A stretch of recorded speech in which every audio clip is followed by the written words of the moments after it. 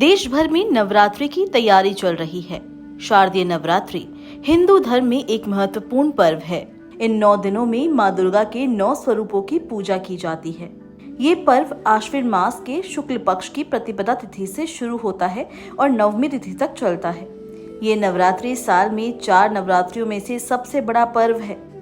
इसे महानवरात्रि भी कहा जाता है। इस साल शारदीय नवरात्रि कब से शुरू हो रही है, आइए इस वीडियो में जानते हैं। शारदीय नवरात्रि इस साल कब से शुरू होंगे, इसे लेकर काफी कंफ्यूजन है। शारदीय नवरात्रि आश्विन मास के शुक्ल पक्ष की प्रतिपदा तिथि को शुरू होती है। वैदिक पंचांग के अनुसार शारदीय माह के शुक्ल पक्ष की प्रतिपदा तिथि सोमवार यानी 22 सितंबर को देर रात 1:23 पर शुरू होगी और अगले दिन यानी 23 सितंबर को देर रात 2:55 पर समाप्त होगी। सनातन धर्म में उदया तिथि मान है। अंततः 22 सितंबर से शारदीय नवरात्रि की शुरुआत होगी।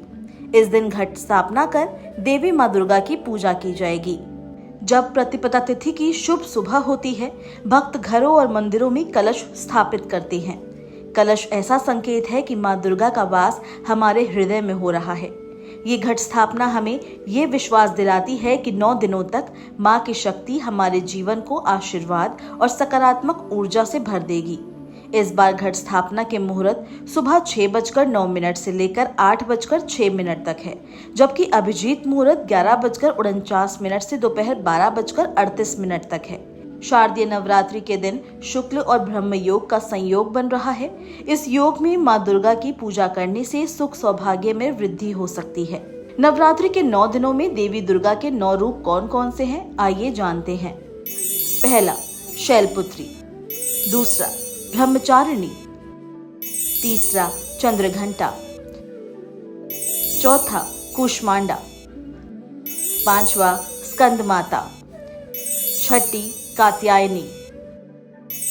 सातवीं, कालरात्रि। आठवां, महागौरी और 9वां, सिद्धिदात्री। इन देवी रूपों की आराधना करने से आत्मा को आत्मशुद्धि का आभास होता है। जीवन के अंधेरों से निकलने की प्रेरणा मिलती है।